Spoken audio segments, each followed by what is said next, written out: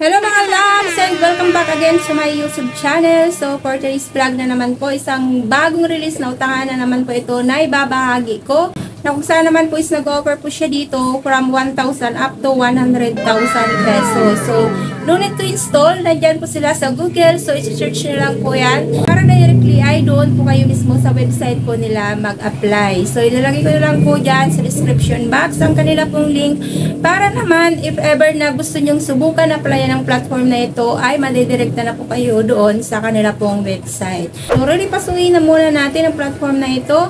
And at the same time, tatry ko na rin po siyang applyan para malaman po natin kung magkano nga ba yung possible amount na pwede ditong i-approve sa akin as a first timer. And at the same time, malaman din po natin or makita natin ano-ano nga ba yung mga deductions niya dito nakapaloob upon approval po sa atin pong loan. So, ayan po, kung bago ka pa lang po dito sa aking YouTube channel, please consider to subscribe and click mo na rin po ang bell button dyan para naman po lagi kang notified sa mga ina-upload ko na utangan moment dito po sa akin pong channel. Yes!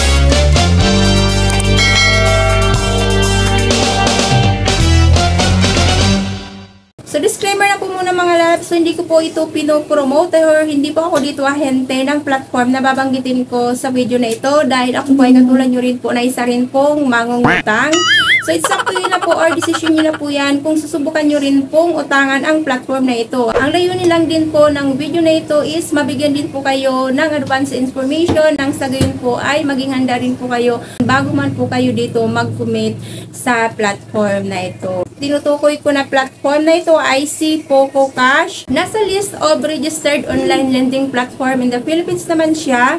At isa sa mga company or co-company niya dito ay si Peso Forest, Blue Peso, and then si Mocha Mocha. So, loan amount niya dito from 1,000 up to 100,000. So, loan term 91 days up to 365 days. Processing fee is 100 up to 500 pesos. And then, no collateral. So, requirements lang po niya dito from 18 years old up to 60 years old with one government valid ID and have an stable income. So, start na po tayo dito mag-apply. So, after niyo po yan dyan, ma-search sa Google si Poco Cash, directly mapupuntahan na po kayo kagad doon sa kanila pong pinaka-homepage. So, dito makikita nyo, meron na po kagad ng maximum amount na 5,000 pesos. So, click nyo lang po ang submit. Unang-unang hingin dito is personal information. So, dito hingin na po kayo kagad ng one government valid ID. So, recommended ID nila dito is UMID ID, SSS, TIN number, passport, voters ID, PRC ID, postal ID, driving license, health card, and pag-ibig. So, pili lang po kayo dyan ng isa and then, upload nyo. After po nyan, hingian din po kayo dito ng face recognition. So, second po yan dyan mga lalab. So, singiin po ang inyong pong personal details. So, filapan nyo po yan dyan and then click nyo lang po ang submit. So, number 2 is contact details. So, apat po na contact information ang kailangan nyo ibigay dito na hinihingi po nila. And then, next po is bank information. So, dito, mamimili po kayo dito kung e-wallet or bank transfer. So, magpa-pop up ka agad. So, loan application is maximum loan is 3,000. So, ito yung initial approval na binigay nila sa akin. So, loan cycle is 7 days. Click nyo lang po ang submit. So, 3,000 loan amount. Application fee niya is 600. So, management fee 600. Receive amount 1,800. Overdue rate 8%. So, after po yan mga labis, makikita nyo na po kagad na nandun na po kagad sa reviewing. So, mabilis lang dito mag-apply kay Poco Cash dahil wala pa pong 2 minutes, nandun na po kagad sa reviewing. So, dito maghihintay tayo ng ilang minuto or oras ba para malaman natin kung may disbursement ba agad-agad na mangyayari dito kay Poco Cash. So, ayan po mga lab. So, at least dito kay Poco Cash, nakita na po natin kagad kung ano-ano nga ba yung mga deductions niya dito na nakapaloob. Dito, within 7 days, kailangan mong ibalik yung pera na hinahiram mo na 3,000 and then hindi mo full na ma-receive ang loan amount na binigay sa'yo. So, reminder na po tayo kagad. So, pag-isipan nyo po muna kung willing ba kayo na i-grab yung ganito pong offer ni Poco Cash. Dahil dito within 7 days lang, kailangan mong ibalik yung 3,000 na na-approve sa'yo.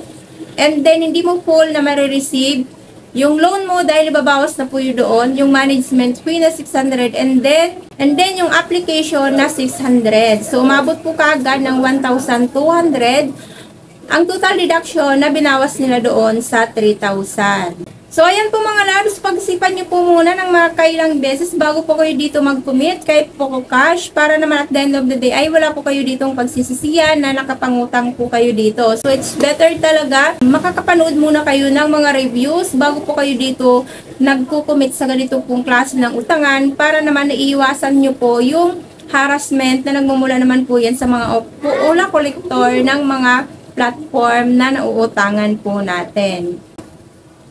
So, ayan po mga labs. So, lagi nating pinapaalala dito. Pag-isipan nyo po ng marami pong beses. So, it's up to you na po mga labs kung i-grab nyo po ba yung ganit pong klase ng pautang ni Poco Cash. Dahil dito pinakita na po nila kagad yung loan details and then yung deductions na ibabawas doon po sa loan amount na binigay sa'yo. So, thank you for tuning in mga labs for now. So, marami pong salamat sa panunood. God bless po. Bye-bye!